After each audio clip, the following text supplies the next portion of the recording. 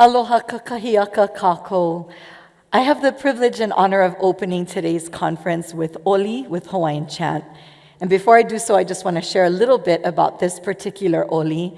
It is a chant I wrote maybe 20 years ago, and it honors one of Maui's wahipana, or storied places, called Nawaiʻeha, which comprise the four famous waters of Maui, Waikapu, Wailuku, Waiʻehu, and Waiheʻe.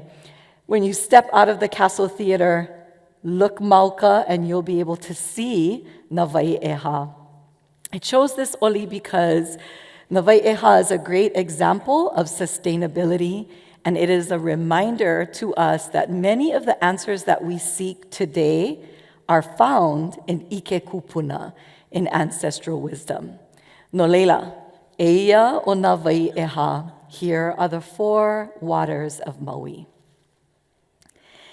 I Maui a ula e a ike I kananila e I Waikapula e makani ko kololi o la e I Wailukula e I ka malua o I aula e I Hula e ka ua ho e haʻilila I Waiheʻela pa mai ke kili o Opula haina mai ka puanala o Maui no ka oi la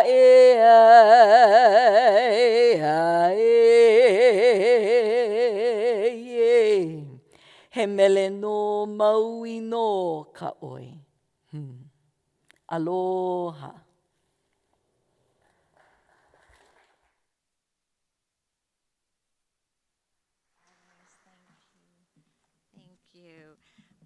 Mahalo, Luana. Your Manaʻo is so inspiring, and we can reflect upon it as we're here together over the next 2 days. Well, the energy landscape is ever-changing, and we look to you, our industry leaders, gathered here to offer solutions to the most pressing energy challenges of today. Aloha, I'm Leslie Wilkins. I'm honored to serve as the President and CEO of the Maui Economic Development Board, host of the 12th Annual Hawaii Energy Conference. And it is my pleasure to welcome you to be here together as we explore the theme named Offering Solutions. Over the next 2 days, through dynamic panels, one deep dive session, and invaluable networking opportunities, we will explore innovative strategies ranging from utility-scale renewable energy development to community-based initiatives and the economics and advancements of exporting to the grid, shaping a more sustainable and resilient future for Hawaii and beyond. Today's program would not be possible without the hard work, dedication, and vast networks of our volunteer program committee, led by Conference Chair Jackie Hoover, who is Executive Director of our sister organization, the Hawaii Economic Development Board. Together, they have curated the theme, identified topics, recruited speakers, and many are moderating panels. We are proud of the work they have done to shape a program that focuses on the challenges and opportunities before all of us in building a resilient, sustainable, affordable, secure, and equitable energy future. If you all could please stand. Many of them are back here, but those on our program committee, with much mahalo, please stand so we can offer applause. Anyone?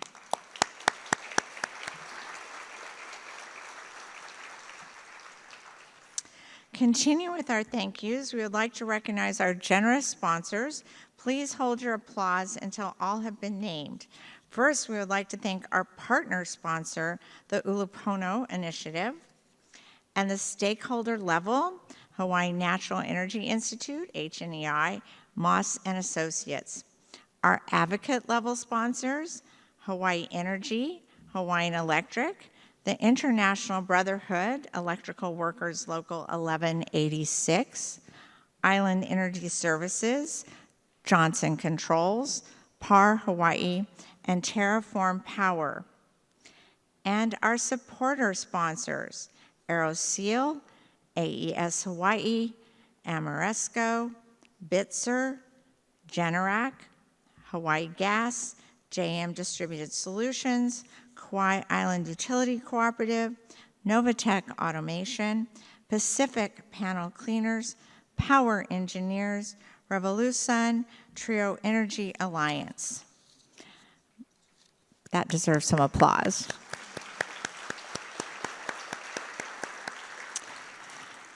Mahalo to our exhibitors. We have designated times throughout the conference to meet them. Please visit the exhibit hall, which is over there and upstairs, and meet them. Please visit the exhibit hall to learn about their latest projects and offerings, connect with their representatives, and schedule a meeting. Next, let's take a look at where we live and work and the industry sectors we represent. We are pleased to welcome the conference to our 12th annual conference, energy stakeholders from Hawaii, Canada, Puerto Rico, and across the continental US. And in the snapshot of our island state, we can see that this is important discourse. It is a priority for all of us to gather to find those solutions.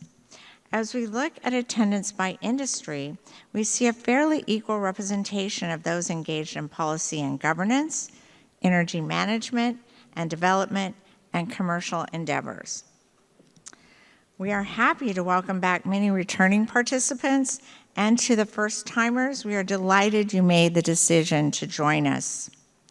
If you haven't already, please download the conference app. You can ask a question in the app by going to the relevant session. You can network and chat by clicking on the Attendee tab. We hope you will also share your feedback to help us learn how to improve the conference for next year. Please take the time to complete the survey that you will find a link in the conference app. So the County of Maui has been a valued partner and supporter of the Hawaii Energy Conference since its inception, our founding conference in 2014. We greatly appreciate the county's ongoing commitment to hosting critical conversation on Hawaii's advancing energy landscape right here in Maui Nui.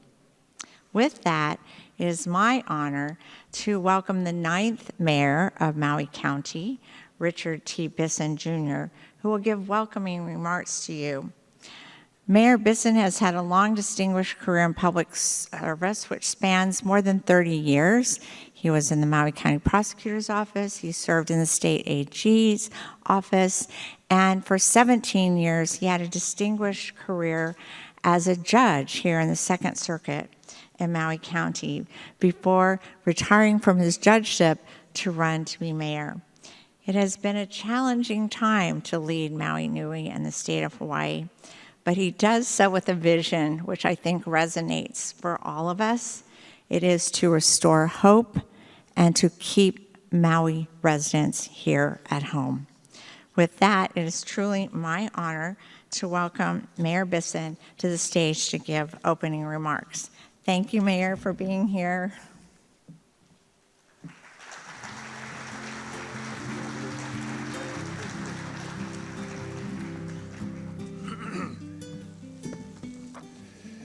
Aloha kakahi a kakako.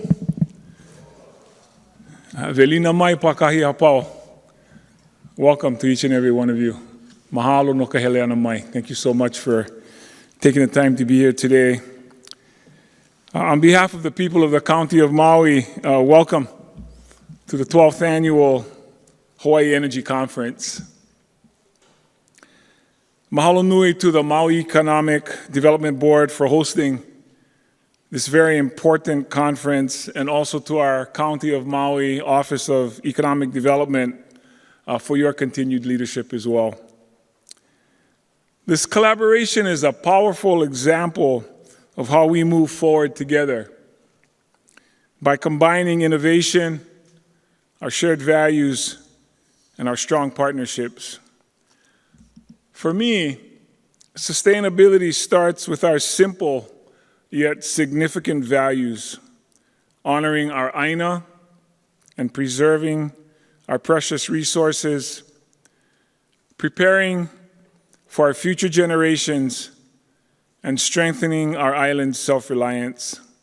I was at a presentation on Molokai over a year ago, and a woman got up and said to the group, "To me, sustainable means get enough for everybody." Now, she was referring to food sustainability at that conference, but I think this concept is transferable to water and energy as well. I found it very insightful, very simple. It's not just about switching to renewables. It's about building energy systems that are equitable, place-based, and guided by both cultural knowledge as well as, of course, scientific insight. True resilience means solutions that are community-driven, economically sound, and environmentally rooted. I'm proud to share that Maui County has completed energy-efficient upgrades at 139 county facilities across Maui, Molokai, and Lanai. We've also begun installing solar battery storage systems at 34 other facilities, a critical move toward a more cost-effective, resilient, and clean government. These projects are creating local jobs, they're keeping dollars in our communities, and I'd like to thank our partners like HNEU Energy, Maui Pacific Solar, and ELCCO. Beyond energy, these upgrades are conserving more than 81 million gallons of clean Maui water annually through the use of water-efficient fixtures and lowering our electricity bills by using LED lighting. We also recognize the importance of maximizing the value of every resource. Our Department of Environmental Management is currently drafting a request for proposals to explore the beneficial use of landfill gas at our Central Maui landfill, an opportunity to turn waste into renewable energy. We anticipate having a finalized contract in place within the next couple of years. Resilience is no longer a luxury, it is a necessity. These systems offer backup power and energy security in times of crisis. And with the creation of our Department of OEV Resources, we are ensuring that cultural knowledge is woven into every decision we make about land, water, and energy. This year's theme, Offering Solutions, challenges us to move beyond identifying problems and instead focus on action that's grounded, inclusive, and lasting. In Maui County, we're committed to solutions that reflect who we are: resilient, resourceful, and rooted in aloha aina. I encourage you to bring forward bold ideas, ask hard questions, test theories, and strengthen the connections that will carry these solutions from concept to reality. Mahalo, mahalo, mahalo for your leadership, your innovation, and your shared kuleana in shaping a more just and sustainable energy future for all of Hawaii to make sure get enough for everybody. Mahalo.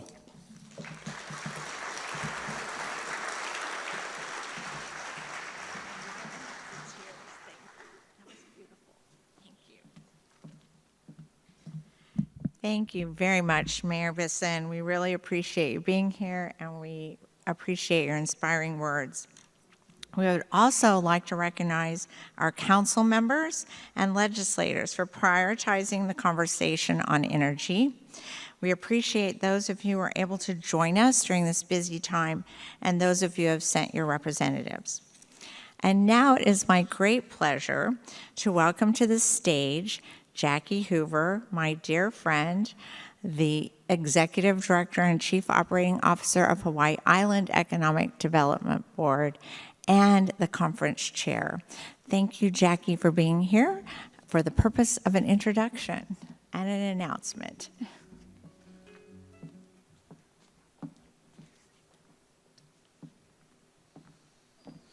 Aloha. Thank you all for being with us this year, and we're looking forward to a very great conversation and conference.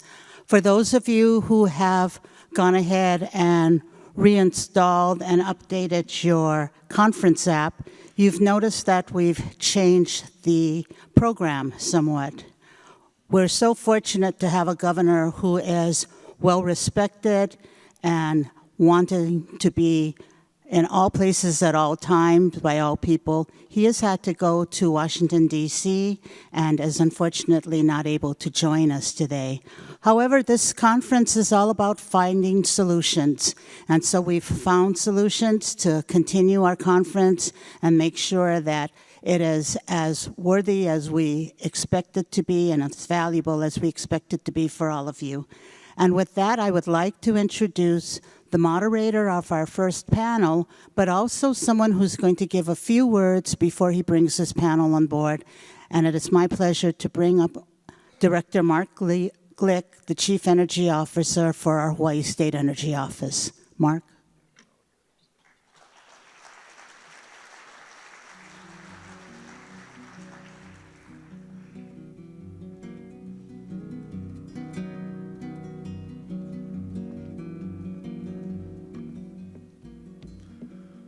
Aloha. Welcome, everyone.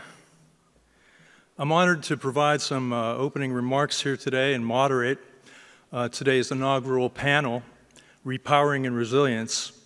Now, I know that Governor Green was very much looking forward to being here with you today, but and I'm so very proud that he was asked by Senator Richard Blumenthal, ranking member of the U.S. Permanent Subcommittee on Investigations, to be sole minority testifier in Congress today, addressing outbreaks of infectious diseases, including the coronavirus pandemic. But I first want to start by congratulating Jackie Hoover, Leslie Wilkins, Doug McLeod, and the entire conference team for putting together another solid conference here in Maui, where we certainly can attest to the importance and urgency of repowering our electrical generation fleet and improving resilience and the reliability of the grid. As the first state in the nation to adopt a binding statutory commitment to 100% renewable portfolio standard, we've made significant strides in deploying solar, wind, and battery storage, as well as geothermal, and you'll hear more about that, biofuels, and hydropower. Now, the record is clear. Let's see. Two grids now approach 60% renewable. But as we know, each island has unique generation and grid needs. In the aftermath of COVID and the Maui wildfires, the Green Administration and the Energy Office, the State Energy Office, have focused on reducing costs and carbon emissions and attracting capital to make necessary changes to mitigating risks to our critical infrastructure. And as was noted in the Energy Office's Alternative Fuels Repowering and Energy Transition study released this January, these changes will improve reliability in a manner that reduces cost. Now, in pursuing affordability and resilience, we are razor-focused on stopping oil price volatility. Now, to do this, the Hawaii State Energy Office assisted Governor Green in preparing Executive Order 25-01, which, among other things, calls for an acceleration to 100% renewable on the islands of Hawaii, Kauai and all of Maui County by 2035. Really a bold statement, and we're going to be able to do that. And unlike Oahu, the greater access to land means that utility-scale solar and battery offers great resilience and affordability in reaching total energy self-sufficiency, which remains a goal on those islands. The sad truth is we are going to have to import some of our energy, particularly with the great needs on Oahu and in the transportation sector for everything that's not supplied by electricity. And as you know, it remains an objective of ours to electrify transportation as much as we can, which will grow the electricity sector. But the fact of the matter is, we continue to face headwinds. We confront some hard truths, and we find that Hawaii is the only state in the nation that generates most of its electricity from oil-fired generators. Hawaii's electrical power generators are among the oldest and the dirtiest in the nation. And in the past decade, the main locations from which we have imported crude oil and petroleum products were Russia, Libya, Argentina, Brazil, and Alaska. And you can see from this chart how that's progressed over time and the places that we must rely on for essentially our energy. And those changes have been quite drastic. I mean, from Russia to now where we're dependent significantly on Argentina and Libya. Now, recently I was asked about the difference between diesel and low sulfur fuel oil and other things like biodiesel. Is there a big difference? Well, let's take a look. If produced here in Hawaii, like Pacific biodiesel and like PAR do, the feedstock can be sunflowers, as Pacific biodiesel grows on Kauai, and that can be refined and turned into biodiesel. And that can be done currently at a small premium to conventional fuels, petroleum fuels. So it costs a little bit more, but it can be done cleanly and locally. Such a scenario will be in compliance with our Renewable Portfolio Standard law, even past 2045. Now that differs from diesel and LSFO, which is 2/3 of what we're doing today. So let's look at the current source of our 1/3 of crude oil. You're looking at it, actually. We're now looking at the Libya fuel depot. With new data, our office has the ability to trace fuel imports from the oil field level. So it's no longer some distance far off place that we don't really have to worry or think about. What you're looking at here are the conditions under which we get our dedicated shipments. They're open pits. You can see the black. That's open pits of crude oil. And those big black smoke areas are flares where they're burning essentially gas, which comes from the associated gas with crude production. And those flares burn often for weeks at a time. And they're uncontrolled. In the United States or in the United Kingdom or in Canada, you have to burn flares with condensate and with steam to be able to essentially burn off much of the toxins and other things that are associated with that. In Libya, they don't do that. So essentially 21% of our exports from the Tobruk port in Libya are dedicated shipments to Hawaii. So we're talking about much of what's produced here actually is dedicated for Hawaii. Rather significant thing. I mean, it's, again, something that most people don't think about, but we think we have an obligation to inform you of that. I mentioned also, of course, the aging power plant fleet. There will be some discussion about that today. Through no fault of their own, the utilities continue to work through transitioning to the energy transition to renewables But what that has left us with the attention mostly on that is that most of our power plants, you can see from this graph, fall below the U.S. national average for efficiency of the generators.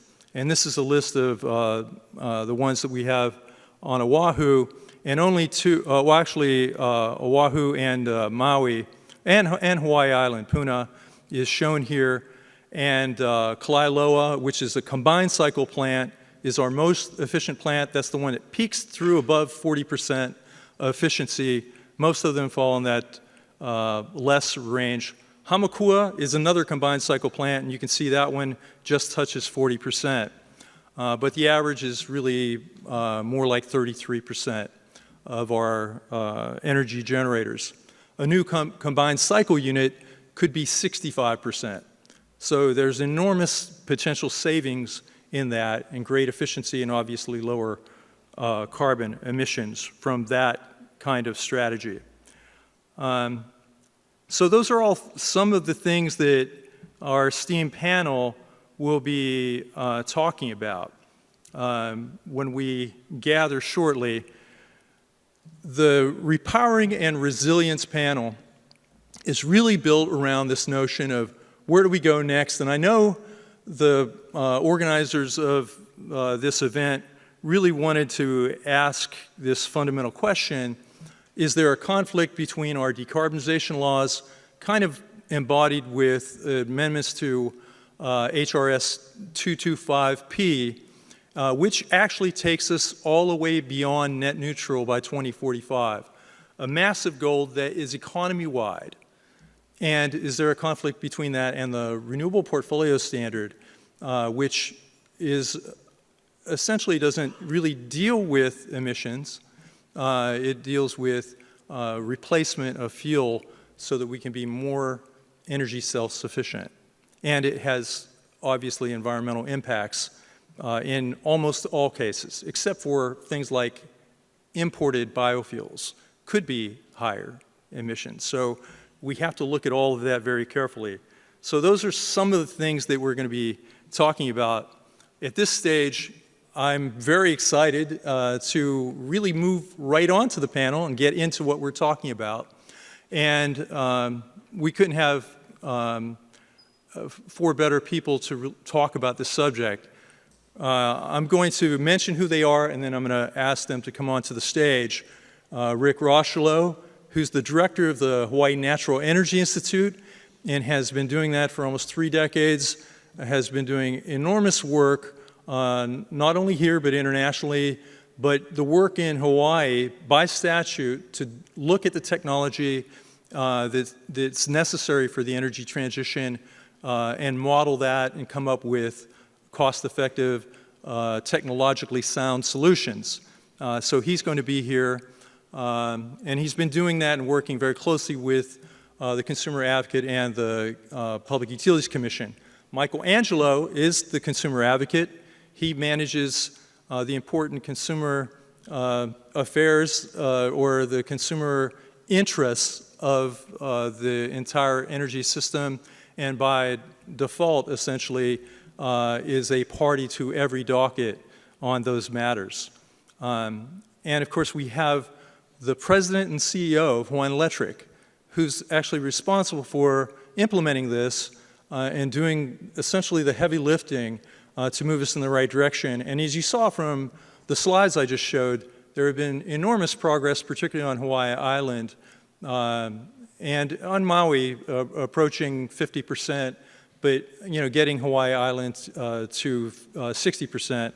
But there, as I mentioned, these challenges ahead of us. And then Leo Asuncion, who's the chair of the Hawaii Public Utilities Commission, who has oversight of all of this. So why don't I bring all of them onto the stage now, and we can begin our discussion.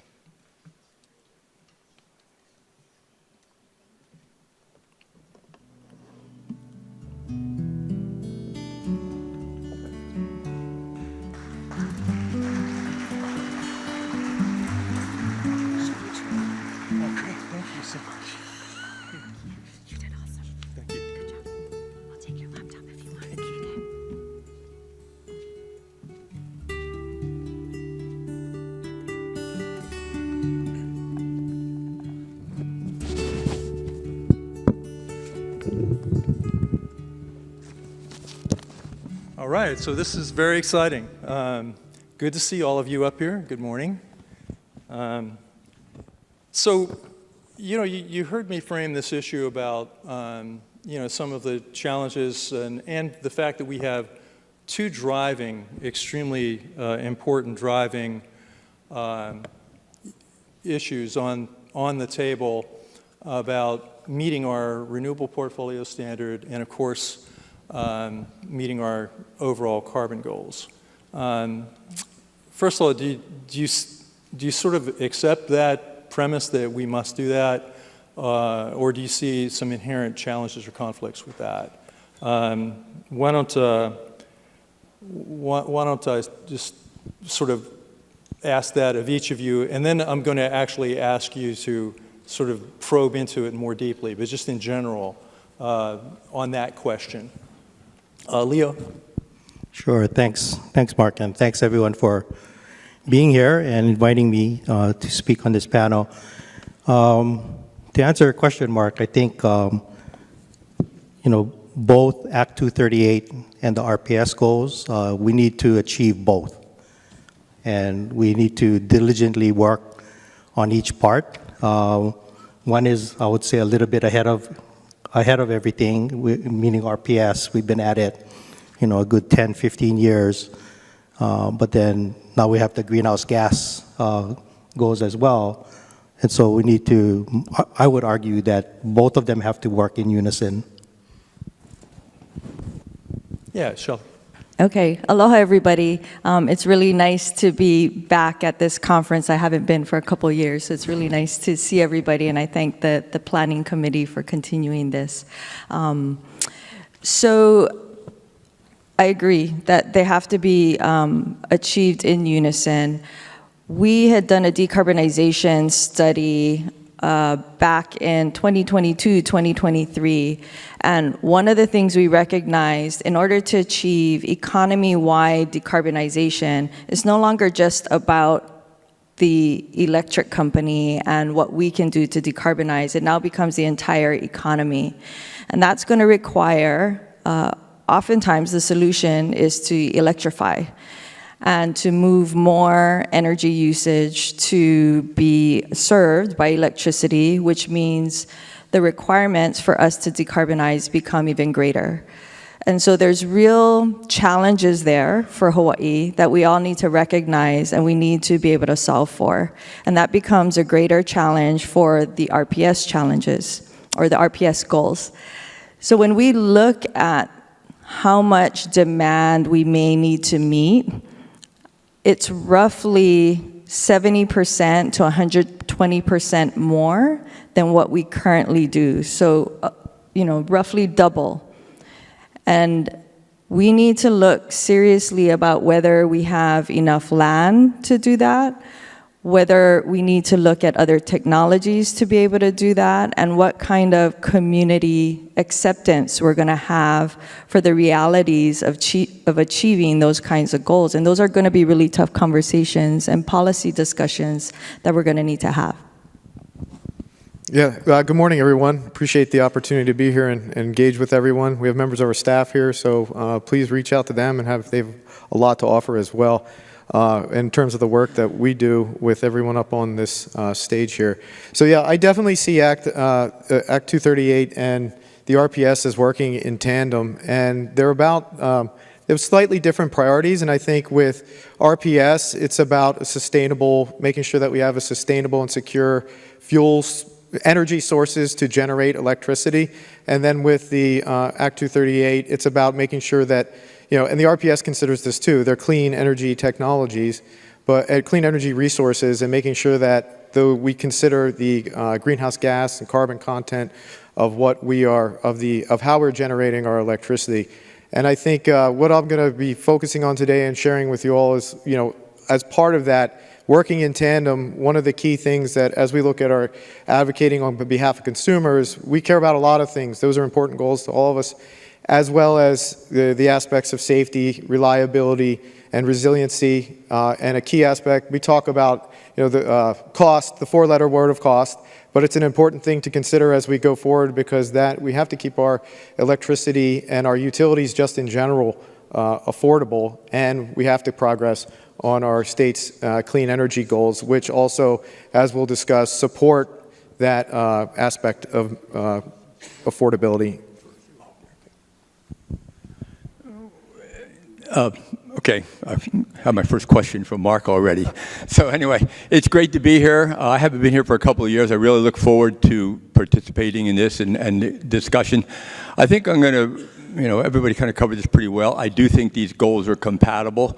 I think I'm really going to echo Shelley's comments that we're going to have some significant discussions to make. And I think that really, and we heard a little bit from Mark, really focuses largely around Oahu. I think there's a lot of opportunity in the neighbor islands. I think things can be accelerated. Meeting these goals alone or separate on Oahu is going to take some very significant planning, but more important, it's going to take us making some decisions now in order to have things in place in the kinds of time frames that we need. And I think that's a discussion I hope we can really accelerate and move forward on. I know there's been a lot of discussion, but I think it's really time for some new decisions going forward. No, thanks, Rick, and thank you, all of you, for those initial comments. I mean, why don't we go back in sort of the opposite order, starting with you, Rick, and talking about what you see in terms of some of the primary challenges. When I look at it, we've got supply chain issues. I talked a little bit about some of the power plant issues, power plant efficiency as well, fuel issues.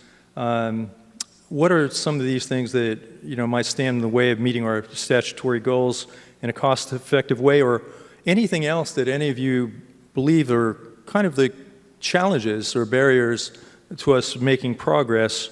And we have a little bit more time than we had originally planned, maybe as much as 15 minutes for each of you to kind of go through that if you want to. I know, Rick, you could talk about this forever. I think I'm going to discuss some of this when we get to my slides. God, and I lost my train of thought. I think going down this path, I think there's a number of technical issues to solve, but I think, and I was going to kind of do the introduction of my talk, and I was going to say we've really made good progress to date. We're really at a point where we have to make some firm decisions, but we're also kind of stagnating a little bit in terms of how we're moving forward. And a lot of this, I think, comes to community acceptance of the solutions that are going in place. It's been very difficult to get some of the projects in place that would address our RPS, they would address our greenhouse gas emissions. I think we need to kind of peel that back a little bit and look for how do we get the broader community, and I'm not really talking about the people in this audience, I think everybody here is behind it, but how do we engage the broader community and get the information to them that people will accept these, if not right in their backyard, close to their backyard, that people realize there's going to be changes that come about because of it. I think that if we don't do that, I think it's going to be very difficult to move forward to the extent we can. I know that wasn't 15 minutes, but I'll circle back at the end if people go. Okay, sure. Mike, I'll let you. Okay. Thanks. Right here. You don't want me to go through my slide? Yeah. Oh, you did? Yeah. Oh, wait a minute. Let's go back. Okay. Rick was being shy. I thought we were just commenting, and I wasn't actually going to. Okay, so now we got a couple of slides. So in my head up there, I kind of got our statutory goals. We have the greenhouse gas, we have the RPS goals, and I think what I'm doing is I'm really focusing on this 70% by 2040. And I'm going to get to a slide at the end, and we've been doing a lot of work through the policy forum and a broader sector, and there seems to be a lot of how do we get that 70% and how do we do it cost effectively, and at that point some of the solutions that seem a little bit simpler or obvious get a little bit more difficult. But I think we have some low carbon solutions, real low carbon solutions. We have solar, we have wind, we have geothermal potential. I think I show wave in there, although, it's really not commercially viable yet. I think we really need to focus on how we get these implemented in the time frame in which we need to act. And those technologies really, truly do address both. You know, if I can get 70% of truly low carbon technologies, I'm taking some pretty big steps towards my 50% goal, at least in the electricity sector. It doesn't address the others. You know, I'm going to go right out there. We need to pursue geothermal. We need to continue to look at wind. But when we get to Oahu, solar with storage is really probably our best opportunity for widespread deployment.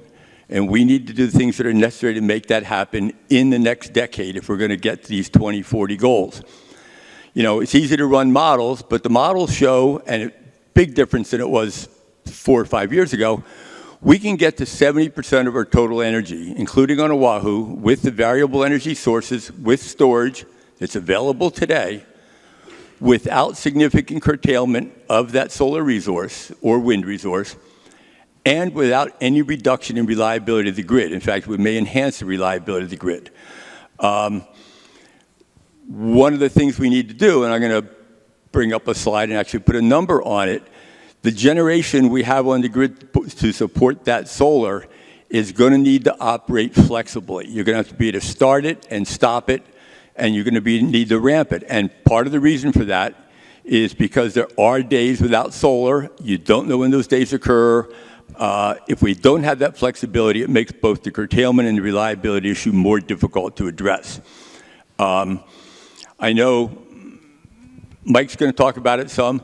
Affordability is significant. I think space on Oahu is really critical, and a lot of my comments are really Oahu-centric at this point.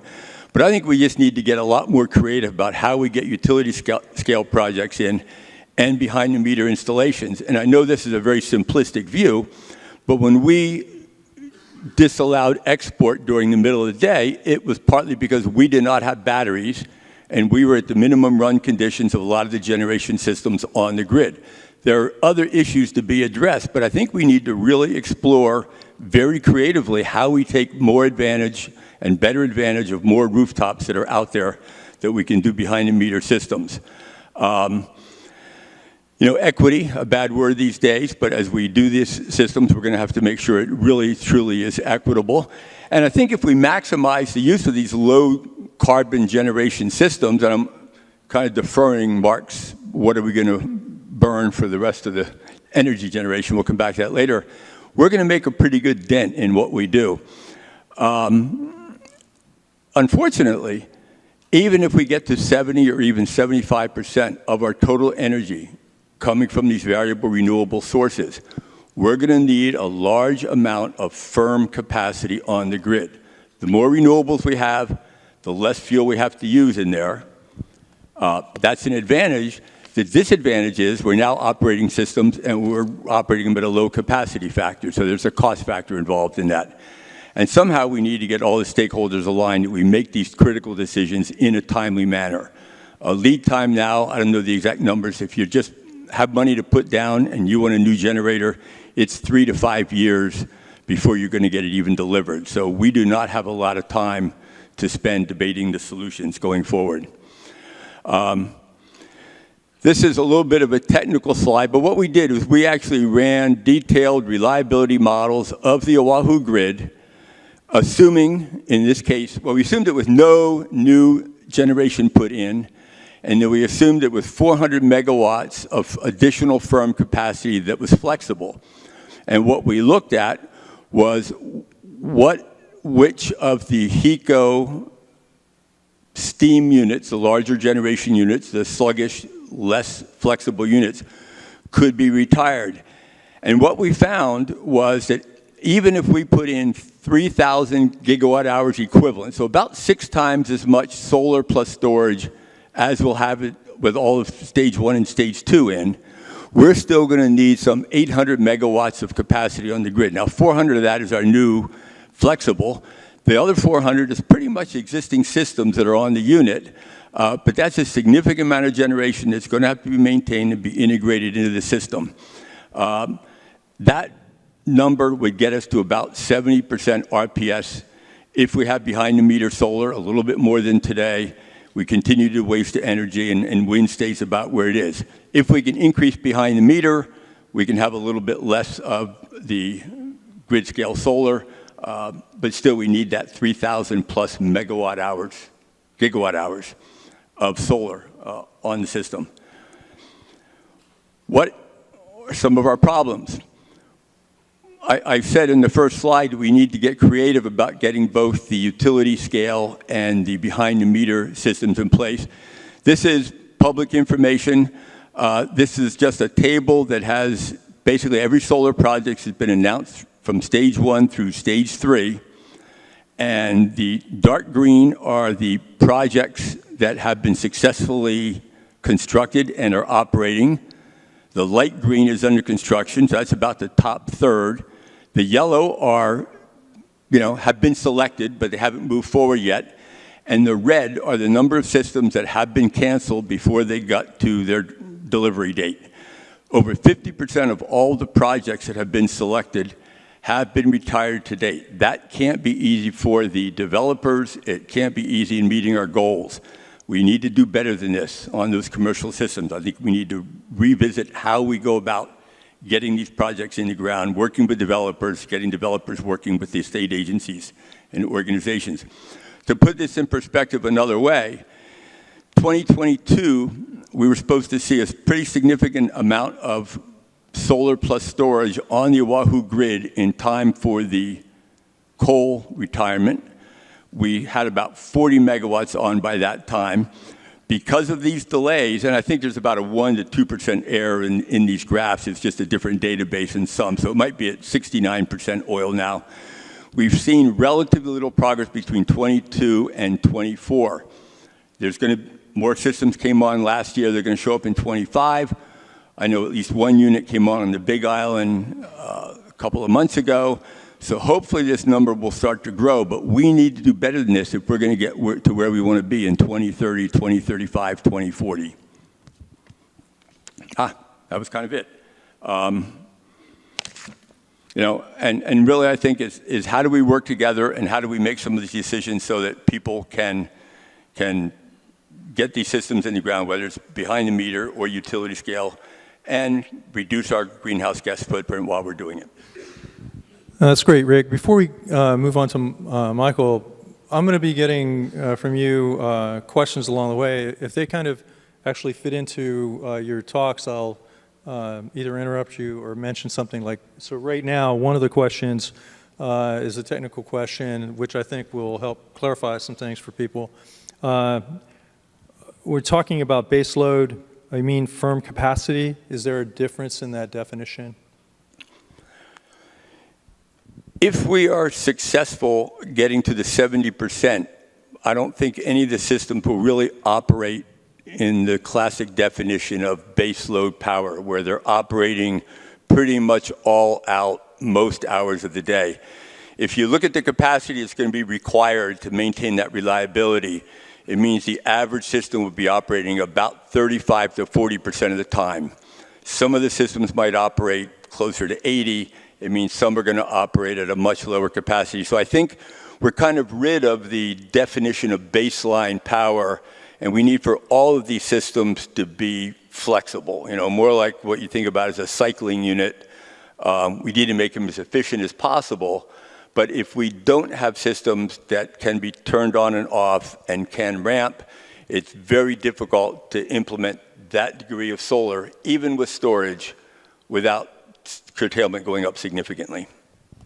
Can I add to that? Yeah, absolutely. So completely agree with that, and that is assumed in our plans going forward, that some people call it gap generation, to fill in the gaps from solar and storage and wind and all of our other renewable resources.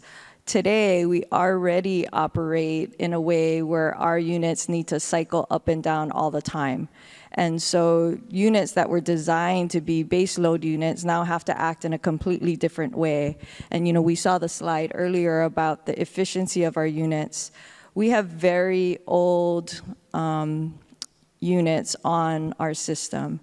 And we're in that situation for many reasons. One is that we as a state had prioritized bringing on a lot of the variable renewables for many, many years. And that was important to do, and we took advantage of tax credits and the markets and really pushed the envelope on it. We also saw a lot of opportunities for rooftop solar, and many people in this room were a part of that, and we continue to lead the nation, I believe, in rooftop solar on a per capita basis.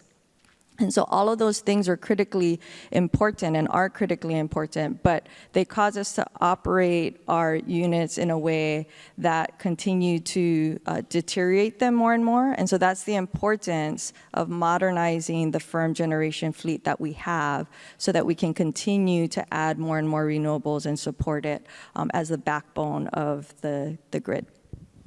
Well, thank you, Shelee. And there will be, I'm sure we'll be following up a lot more on all those comments as we talk over the next 50 minutes. Michael?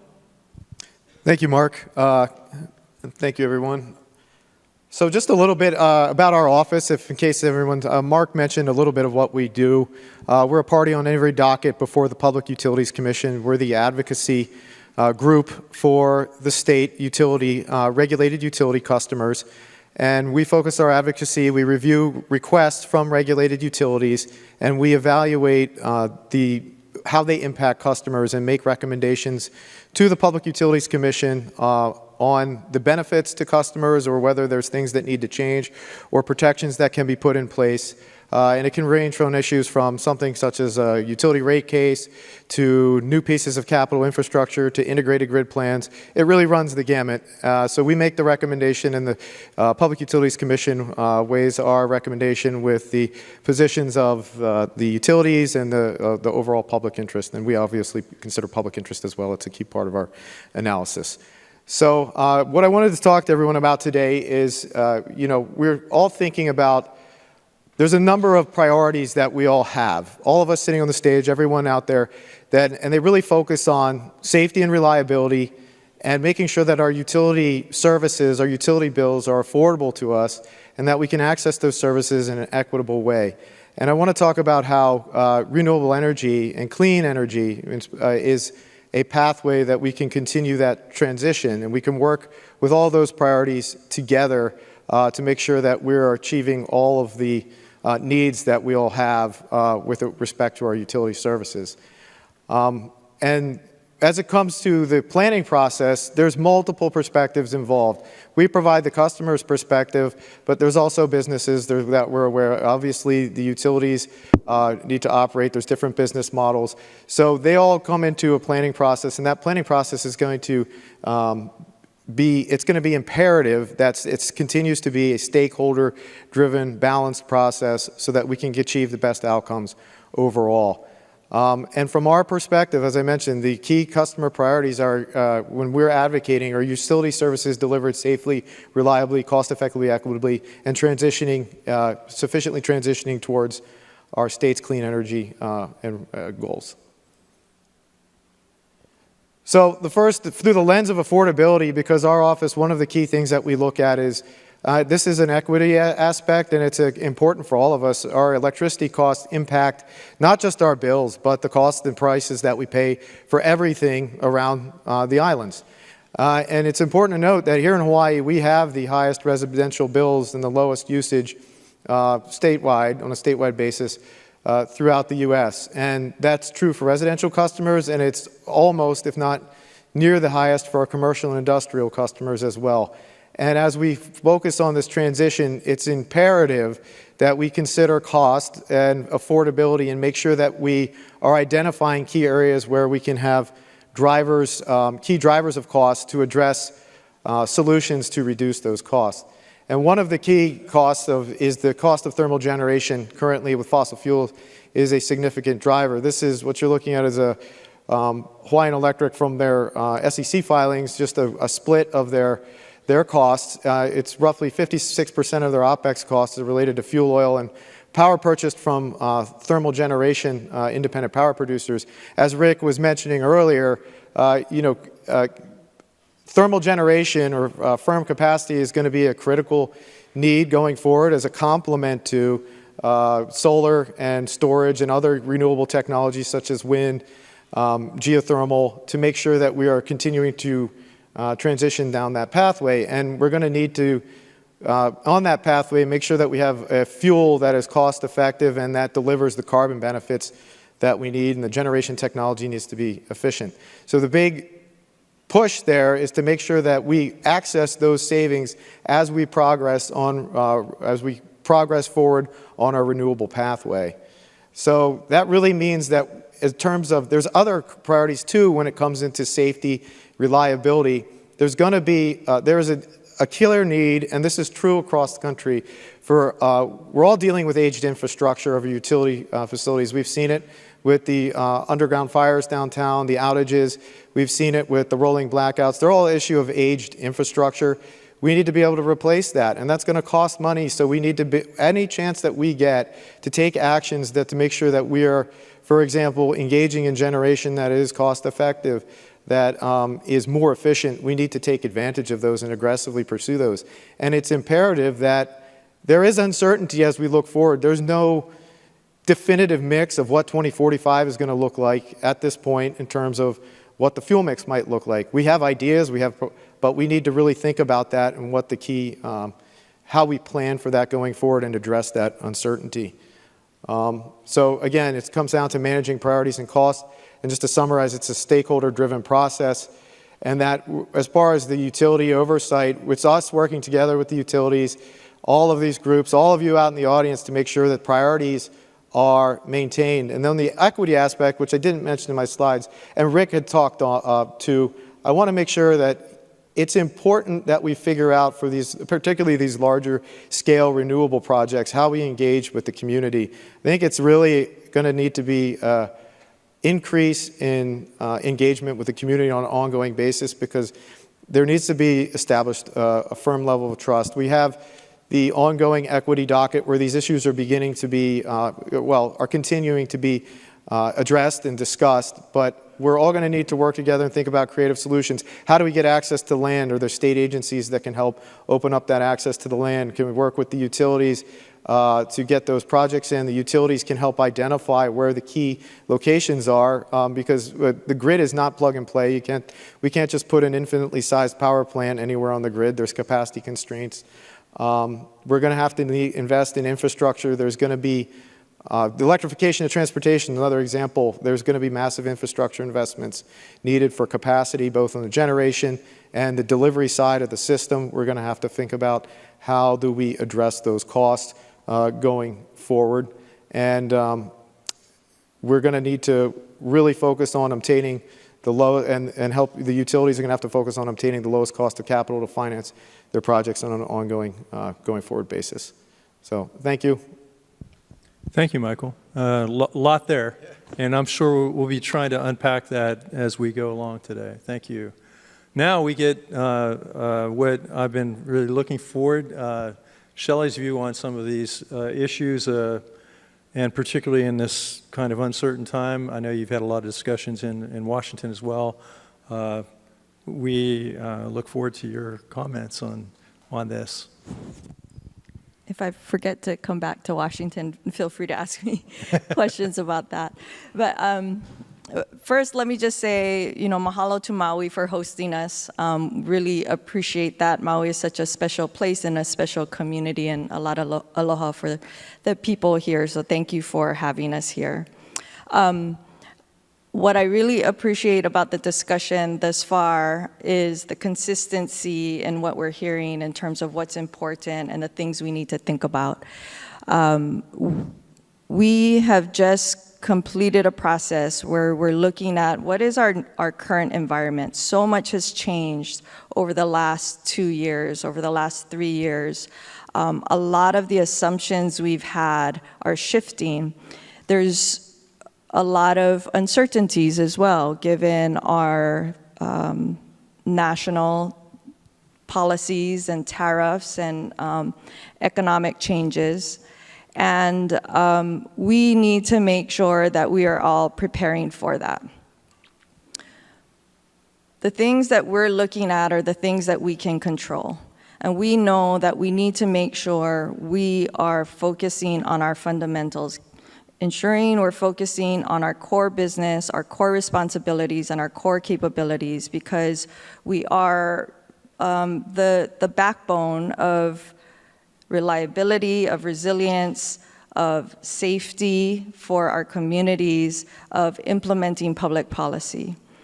And it takes every one of us in this room, everybody on this stage, all of our partners here, to make all of these things happen, to achieve these very aggressive goals Hawaii has. But at the same time, ensuring we have the reliability we need for everybody, which supports our economy, ensuring we're resilient, paying attention to what's happening with respect to climate and weather, recognizing that we cannot depend on the last 100 years of data to determine what's going to be needed in the future and what we need to be prepared for, and we're already seeing that. We need to make sure that, as you touched on it, Mike, affordability is front and center. We can throw, the state can throw a lot of money to address all of these issues, but at some point, our citizens have to pay for that. And so there's a practical limit on what we as a state can invest to address all of these issues. And if we make it, if we invest to the point where it's no longer affordable, we're creating even greater problems for our state. I think for all of us, one of our goals is to ensure that we can keep local people in Hawaii, all the residents that live here. We want to make sure they have the option to stay here, that our kids have the option to stay here. My daughter is in the audience today. She wants to come back to Hawaii. She wants to be able to continue the sustainability initiatives that we are all starting here. And we have many kids like that are growing up in Hawaii trying to figure out how they stay here. And I'm getting up on that soapbox because as we look at Hawaiian Electric's role in Hawaii, that's one example of how we look at our total responsibilities. We're one of the biggest companies in Hawaii. We touch almost every single resident and almost every single business in Hawaii. And we bring in, or we invest hundreds of millions of dollars in infrastructure every year. We oftentimes will bring in hundreds of millions of dollars in capital to invest in Hawaii, not just what's circulating here, but bringing in that investment. And those are all important inputs into what we're all trying to achieve. And each of us has certain inputs to make that all happen. And we need to be looking at how that all works together. So our strategy is, we try to divide it into 4 different areas as we look at our core responsibilities. One is in operations. We want to ensure that we're recognized as safe, reliable, resilient, affordable, and clean energy as a company. We also want to be best in class in wildfire risk mitigation. And I think as a state, we can do that. With respect to our people, this is the second cornerstone that we have. We recognize that our people are the heart and soul and fuel of what we're capable of doing. And they are the ones who take care of the second-to-second reliability, the day-to-day, the year-to-year, the 2030 goals, the 2045 goals, looking at all those different time horizons. They're the ones going the extra mile to take care of our communities, talk to our customers, educate them about rooftop solar, creating the markets for utility scale renewable generation and firm generation, working with everybody else in this room, of course. But the point being that we need our folks to be all in what we're doing here and continue to invest in them so we continue to have those core capabilities and be experts and be the leaders that our state needs us to be to achieve all of these goals. The third piece is community, as you said. So we're ensuring that everything we do is community-centric. We know that we won't be able to achieve the goals of our state if we're not paying attention to what our communities want, what's important to them, and integrating what we do with what they want to do. And so we are creating the processes and the systems to do that as well. And then the last part is our financial health. So as everybody knows, we've taken a big hit on our financial health over the last couple years. And so we have to make sure that we rebuild that financial stability so that we can continue to attract capital in a cost-effective way. Because if it's not cost-effective, if we have to pay higher interest rates, just like you might have to pay higher interest rates if you have bad credit, that makes every investment we make more expensive for our customers. And we're really trying to bring those costs down. So that's another focus that we have over the next 3 years. So our strategy is focused on the next 3 years. Generation, as we've been talking about, is a key part of that strategy. We have all achieved a lot together. How many people have been here since 2008 when we first signed the Hawaii State Clean Energy Initiative Agreement? A lot of hands up. A lot of hands, that's awesome. And so I think you guys can appreciate how far we've come. You can appreciate the challenges we've all faced. Just a few statistics for you folks. So nearly half of all single-family homes have rooftop solar now. On Oahu, it's 49% of all single-family homes. We have reduced GHG emissions 27% compared to 2005. We have over 1,400 megawatts of solar online. Hawaii Island achieved 59% RPS in 2024, which is the highest in the state. And some days they're at 90% renewables. So across all the islands we serve, we're at 36% RPS. And as we've talked about, Oahu is the most challenging because of the land, because of the size of the population. But we're on a path to exceed our state RPS in the next milestone for 2030.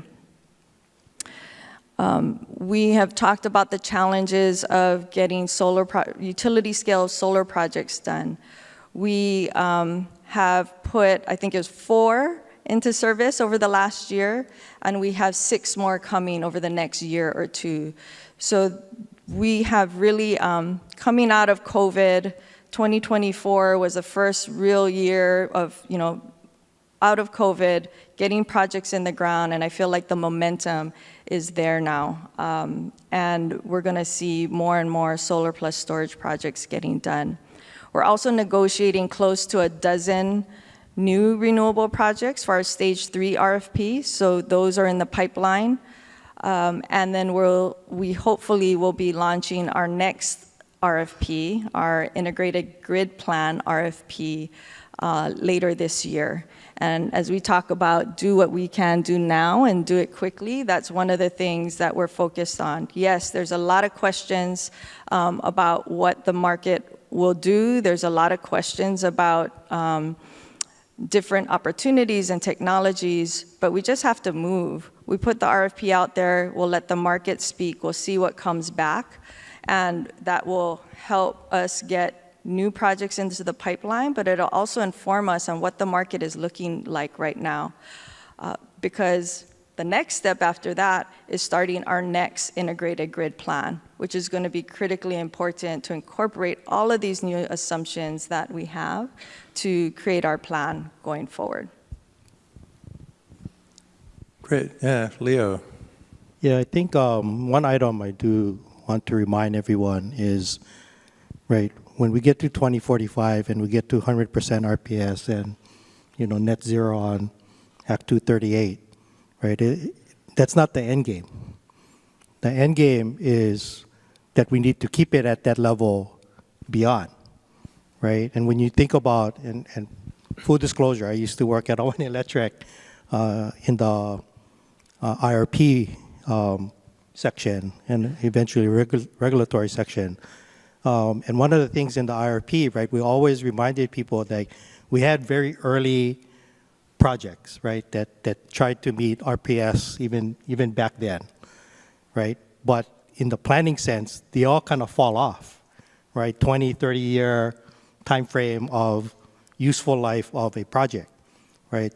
It might be repowered, it might be and the like, but then from a planning standpoint, right, that kind of drops off. So what else replaces it, right? And so that's a little reminder that we're not just going to, celebrate in 2045 if we meet 100% RPS. It's how do we maintain that going forward. Leo, let me just interrupt there. I have been getting some questions. So when we use acronyms, so he's talking about the integrated resource planning process, which preceded the PSIP, which was the Power Supply Improvement Plan process, which preceded, the current IGP, which is the Integrated Grid Plan.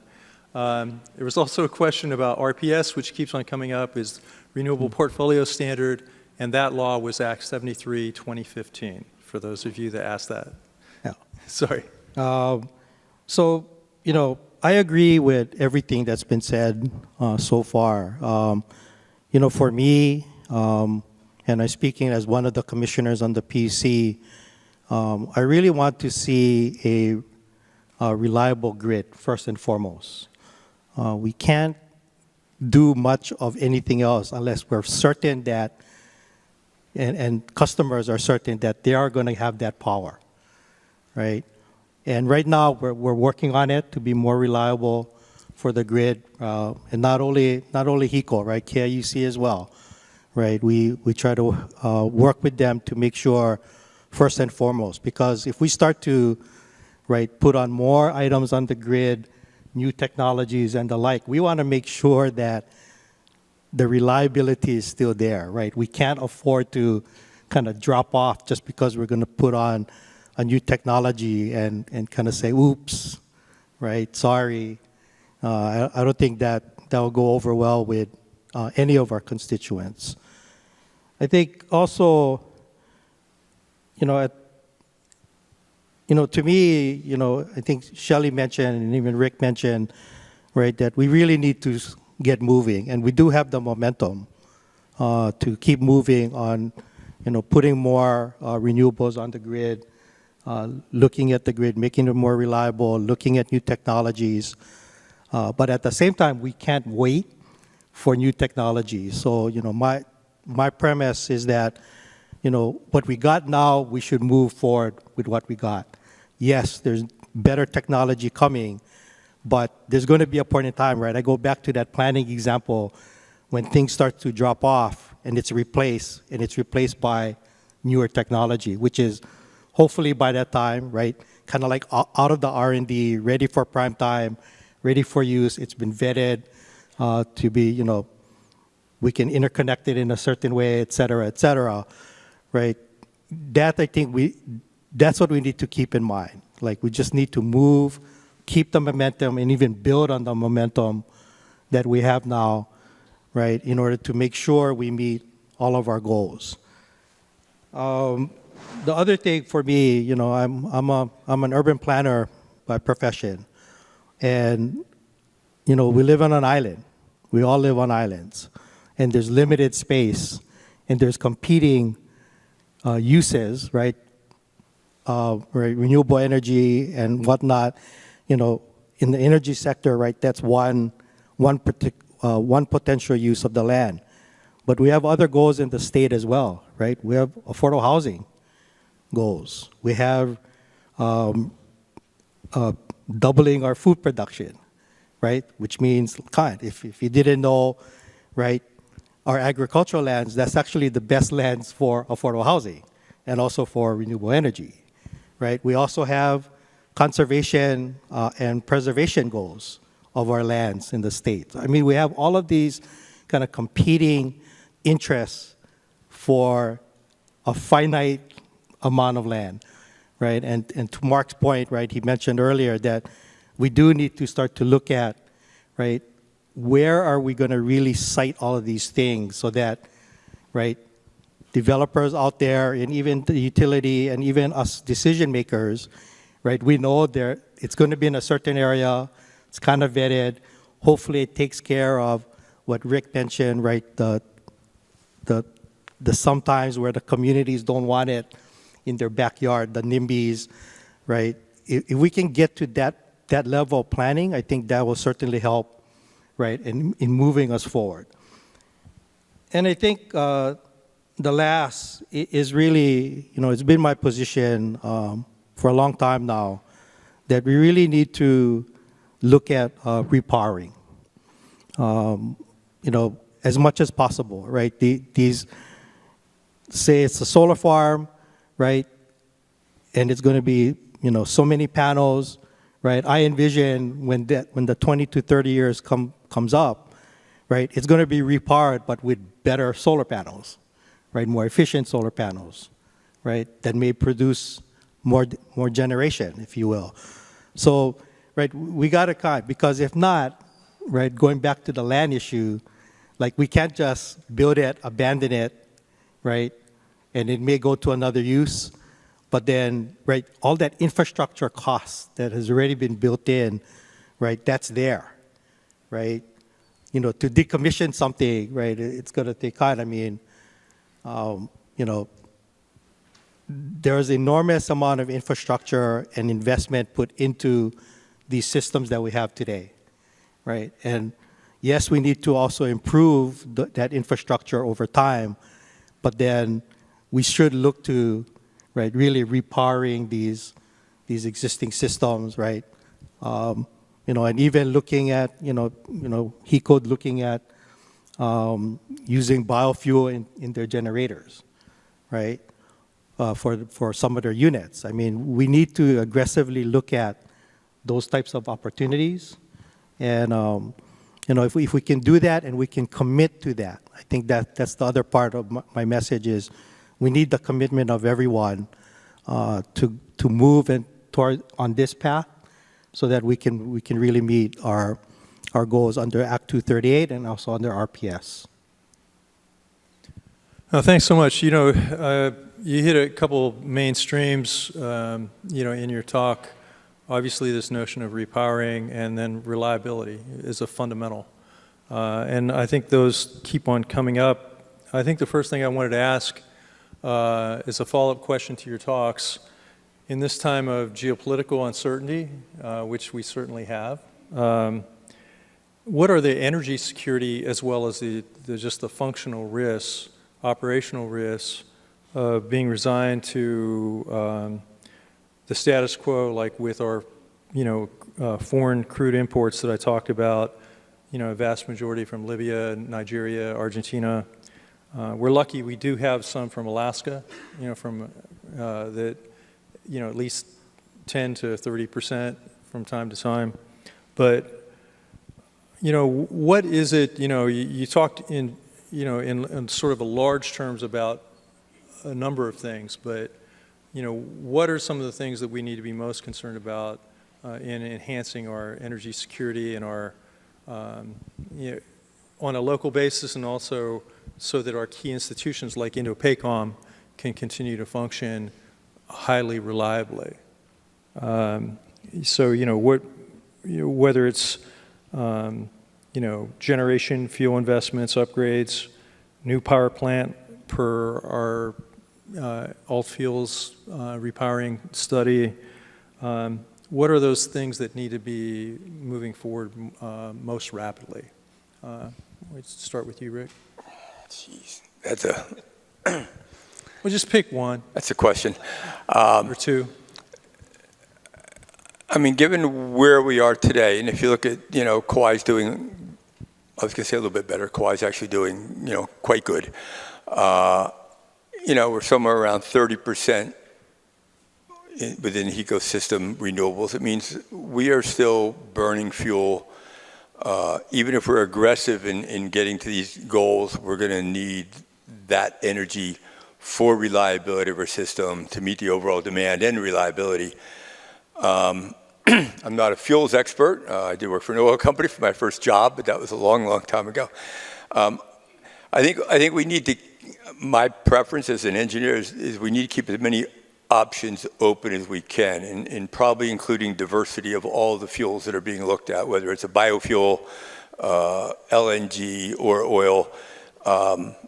I'm going to be real direct. I'm a little concerned about having to build lots of big infrastructure around one new fuel. I know there's concern about biofuels, both a cost and sourcing perspective that you hear different stories on, and oil's got the issues that you already addressed. So none of them look good. So, in my opinion, the more we can diversify and the more we can have options, the better we're going to be, and make these decisions and reduce our need for oil so it's less of an impact, which then will open up more options, whatever those are. No, that's great. And, our office has gone on the record for saying that fuel flexibility is really crucial, and that every new power plant or repowered plant should be capable of running on biodiesel, LNG, ammonia, hydrogen, all of the above fuels to get us to 2045 and beyond. What are your kind of big things, Mike? Think about it from how we use electricity. We need to know, because it serves such a critical need, and touching on Chair Asuncion's point about reliability, we need to know that the lights are going to come on when we turn the lights on reliably. And we need to know that when we turn those lights on, it's affordable to do so. So what does that look like is making sure that we are aggressively pursuing the cost-effective renewable technologies that are available now, that we're siting them at locations that they can go in easily, that developers have confidence that they can develop on, that the utility has confidence that it's good for the grid at that location. It's security of any fuel source that we're bringing in. The more that we can power ourselves using resources here, that's a benefit. That's a security that helps make sure that we have that reliability aspect met, and it's addressing aged infrastructure. And it's not just and this, again, this is something that's being faced nationwide, but it's addressing the aged generation of the thermal fleets and the aged delivery infrastructure. I heard, and Rick mentioned this as well, but there continues to be this discussion, I think Shelee mentioned it as well, about community, the community aspect, and it's got to be sort of acceptable. We've had numerous questions, so this is a follow-up. How important is that, and do you believe that even there should, some of the processes that have been more effective lately, like the Community Energy Resilience Action Plan in Molokai, it's really been a community-driven process that, frankly, even Hawaiian Electric has been there at most of the meetings all the way through in supporting that process, even though the Public Utilities Commission, in this case, held up utility generation until the plan got finished to inform those choices. So things like that was one question, but... Absolutely critical. I mean, that's the fundamental aspect, is that the location of where these projects come in, they have to serve the communities. And there are things like the Community Resilience Plan from Molokai. I was actually at Hawaiian Electric at that time and was on some of those meetings, and they were there supporting the community when we were meeting with them.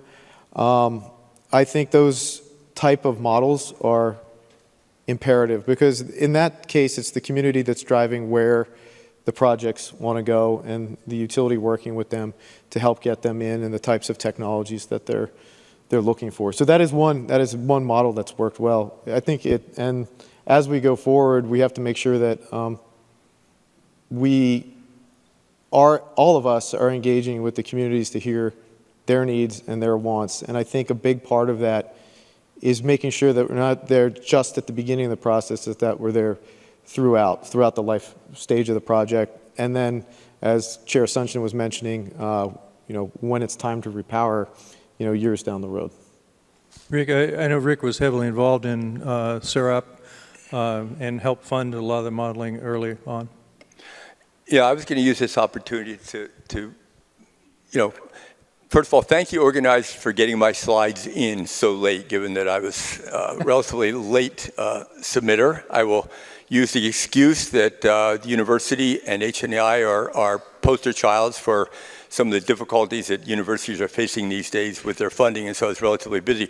But in doing so, one slide did get dropped, and it's something you're very familiar with, Mark. You know, we're really making an effort to reinvigorate the Hawaii Energy Policy Forum, which has been a stakeholder group trying to bring a diverse mix, you know, from industry, utility, government, NGOs.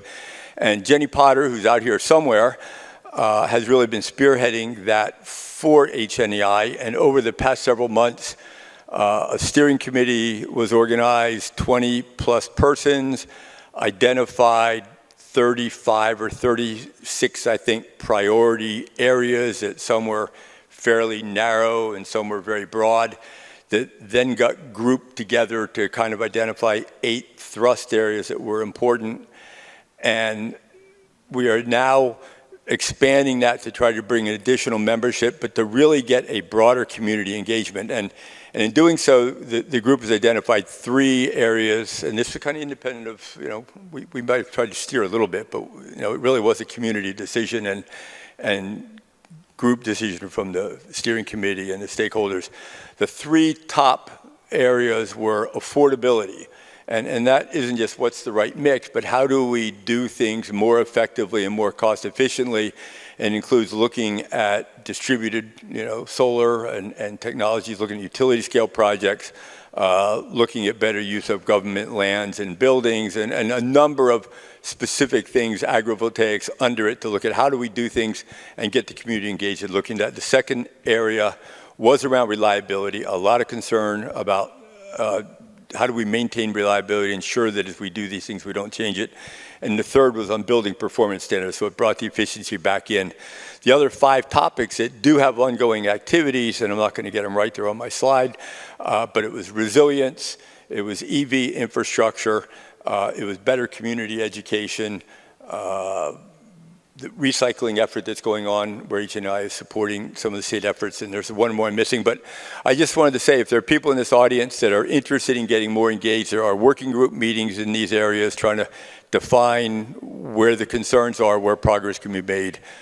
So it's a way, it's the stakeholders that are involved in energy initially, but it's part of an effort to also get out to the broader community. And I encourage you to get in touch with Jenny. I had a slide with her information on it, but it's jmpotter@hawaii.edu, and she said I could give that out. So look forward to broadening that membership and participation and moving forward.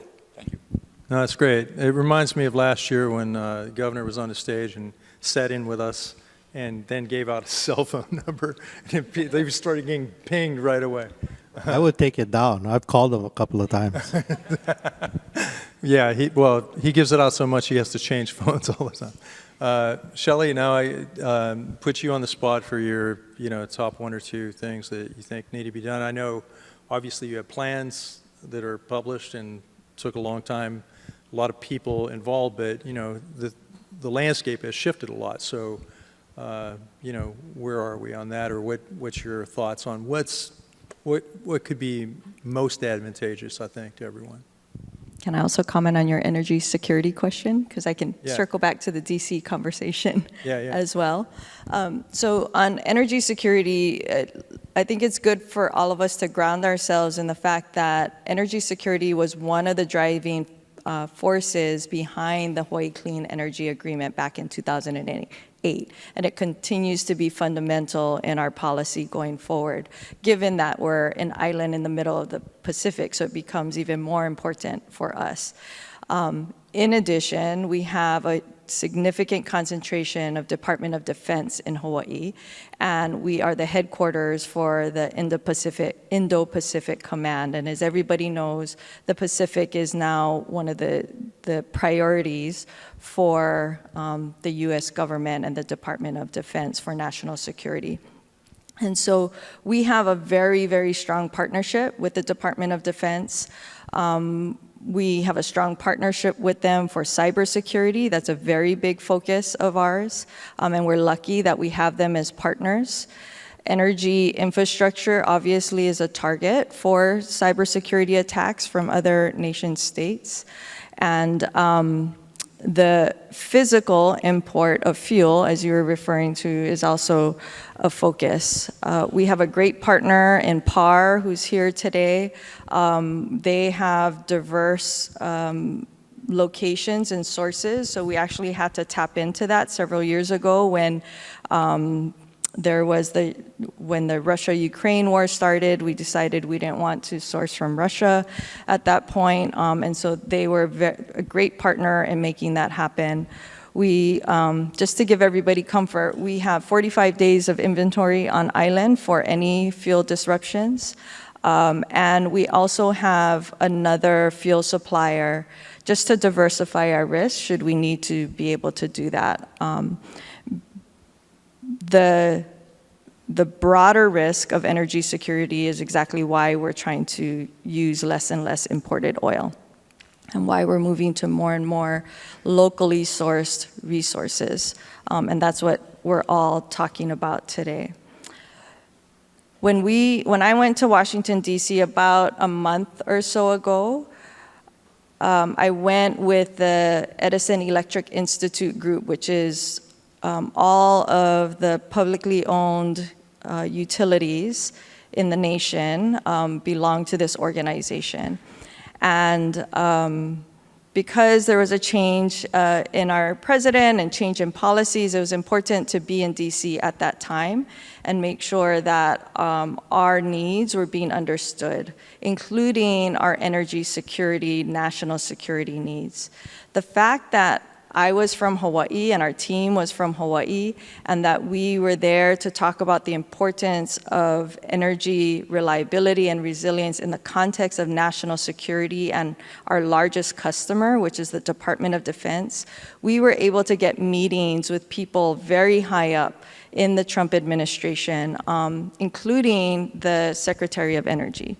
And many of our larger peers, larger utility peers, were not able to get those meetings. So I think that's a good thing going for Hawaii. The other positive thing was that, we hear certain things in the news. I was very pleased that the Secretary of Energy was very interested in knowing if we're pursuing geothermal. I guess he has a background in geothermal, and he wanted to know if we were pursuing that. He said he also recognizes that every geography is going to have different resources and different economies, so different solutions are going to make sense in different places. And so that was good to know as well in that conversation. The focus on national security and the security of our grid is a priority in Washington. The challenge is that I've now talked to 3 different people in the Department of Energy under the Secretary, because that position has changed out. So that's the bigger challenge, I think, that we're dealing with right now in terms of what we're trying to get done there. Yeah, thanks for that, Leo. And while you're answering that, I'm gonna tee up the final question, which really is, like, on all these major things, how are we going to pay for it? To answer the prior question, I think some of these ideas that are popping up, and maybe, not so much a new power plant, right, that just came out in the fuel study that the State Energy Office did, but some of these other ideas, they've been around a while, right? And for those that have been around a while, right, to me is how much more are we going to talk about it versus let's move on it, right? Because at some point we're going to have to move on some of these things in order to just even keep the momentum going. So I kind of put that out there, right? When are things really ready for prime time? When does the community or the customer understands why we're doing X, right? I think that's something that we need to keep in mind if we're going to move forward. How do we pay for it? I've always been an advocate of OPM, other people's money, right? I've been in the state a while, I've been in private sector, and it's always, where do we, right?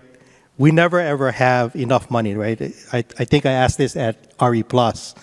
right? Who in the audience thinks that the state has all the money to do all this stuff, right? State government, or even our local governments, right? County governments, right? Hawaiian Electric, the private sector doesn't have all of the money to do it also. So, right, we have to be, in our traditional, kind of funding sources, if you will, especially the federal government, right, that is shaky at best, right, probably dwindling as we speak. Every time, right, Congress takes a look at the budget, they're trying to take away things. I mean, Rick knows firsthand. And so we need to start looking at others, and we need to be more open to, right, other funding sources, if you will. They're out there. I'll tell you, I'm on a board that deals with flooding, right? And this is from my urban planning client. We are constantly, in order to keep, right, projects going across the nation and getting into communities and kind, it takes money. So we're pounding on the door of every foundation that might want to take us and talk to us and see what we're doing. We might have to do the same for some of these projects, right? If we get more community planning stuff, right? Where do we find the money? I know, the effort on Molokai. Thank you, Rick. Right? You came through and helped the community there, but then, right? Rick's not the endless bank, right? So where else? Not anymore. Well, right, where else? Where else do we look for? And I think that's going to be a key item to me on how we pay for this, right? And I think there's a little bit of realization too, right? We need to invest some to get the benefits, right, long term, right?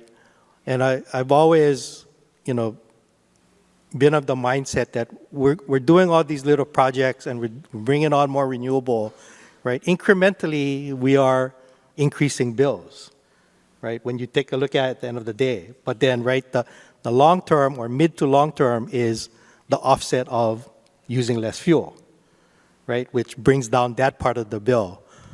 So until we get to a certain point, that's what it's going to be. The story I always tell is when KIUC put up their first solar farm, right? I got a call from, a colleague of mine that live on Kauai. She said, how come my bill didn't go down?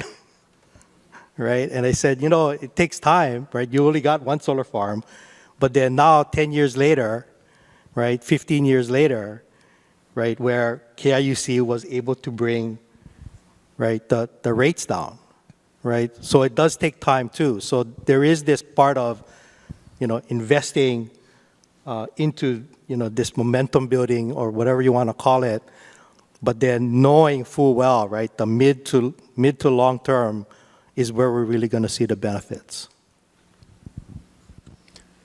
Michael, any thoughts on,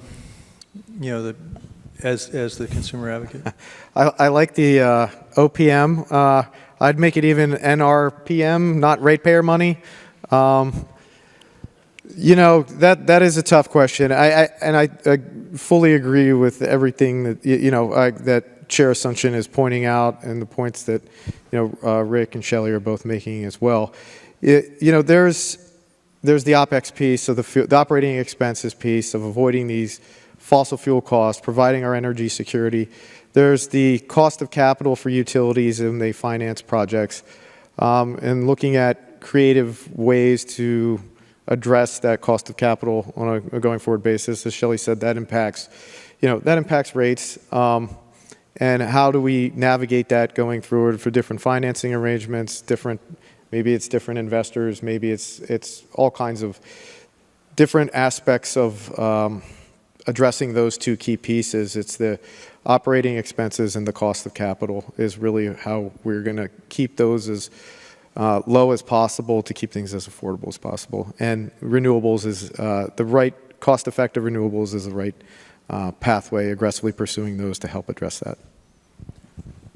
Shelee, I know you're, in the midst of all this. Obviously, a lot of it is done through the integrated grid plan, through the rate base.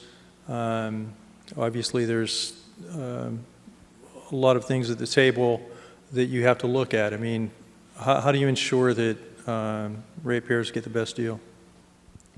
Yeah, that's integrated into our planning. It's an objective we have, it's a measure that we look at.